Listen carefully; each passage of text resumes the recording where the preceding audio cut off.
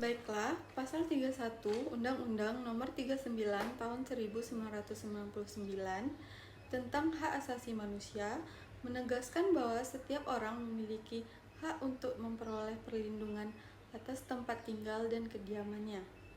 Pasal ini menetapkan rumah dan perkarangan sebagai ruang pribadi yang bersifat sakral dan dilindungi oleh hukum. Dalam konteks hak asasi manusia, pasal ini berkaitan erat dengan hak atas rasa aman dan perlindungan terhadap privasi individu. Rumah merupakan simbol kebebasan pribadi. Pasal ini sejalan dengan pasal 28G ayat 1 Undang-Undang Dasar 1945 yang menyatakan bahwa setiap orang berhak atas perlindungan diri pribadi, keluarga, kehormatan, martabat, dan harta benda yang di bawah kekuasaannya, serta berhak atas rasa aman dan perlindungan dari ancaman ketakutan untuk berbuat atau tidak berbuat sesuatu yang merupakan hak asasi.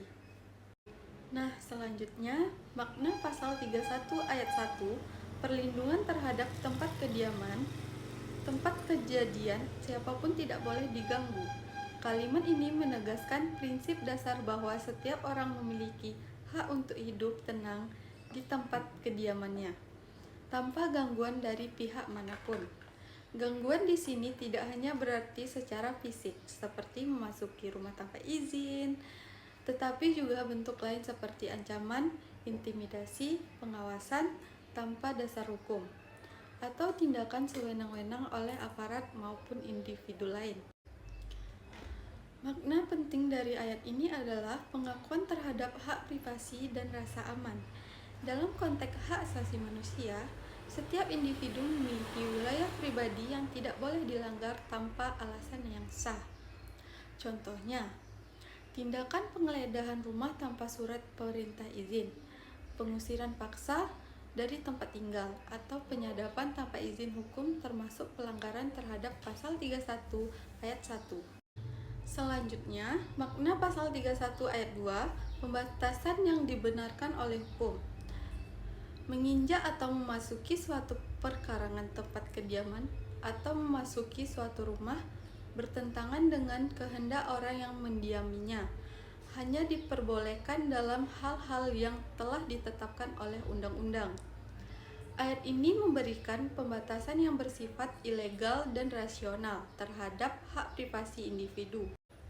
Nah, contohnya yang pertama, penggeledahan oleh aparat penegak hukum dalam rangka penyidikan tindak pidana.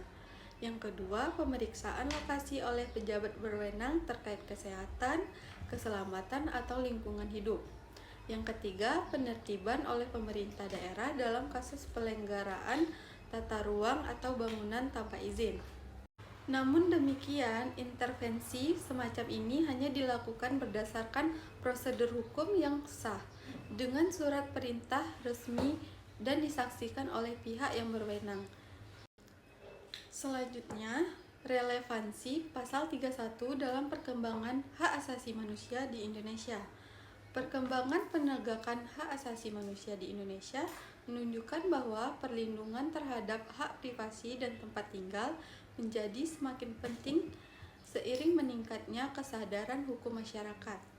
Pasal 31 berperan besar dalam menegaskan batas antara ranah publik dan ranah pribadi warga negara.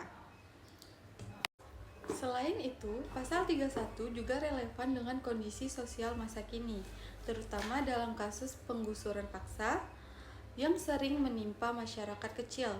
Dalam konteks hak asasi manusia, penggusuran tanpa relokasi yang layak atau tanpa dasar hukum yang jelas. Nah, berikutnya tantangan dalam implementasi pasal 31.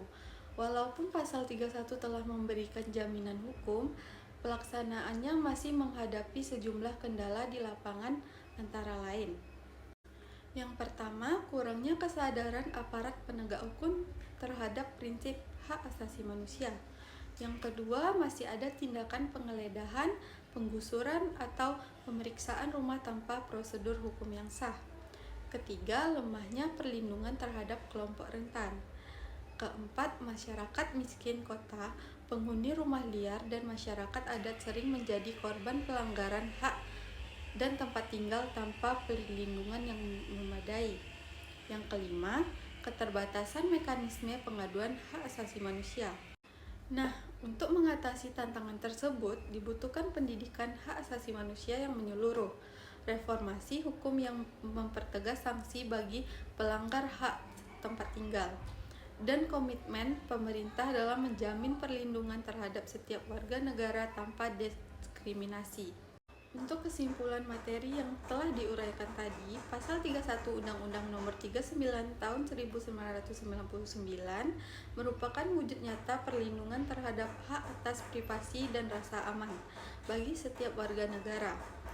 Adapun ayat 1 menegaskan larangan bagi siapapun untuk mengganggu kediaman orang lain, sedangkan ayat 2 mengatur batasan bahwa tindakan memasuki rumah seseorang hanya boleh dilakukan dengan dasar hukum yang sah.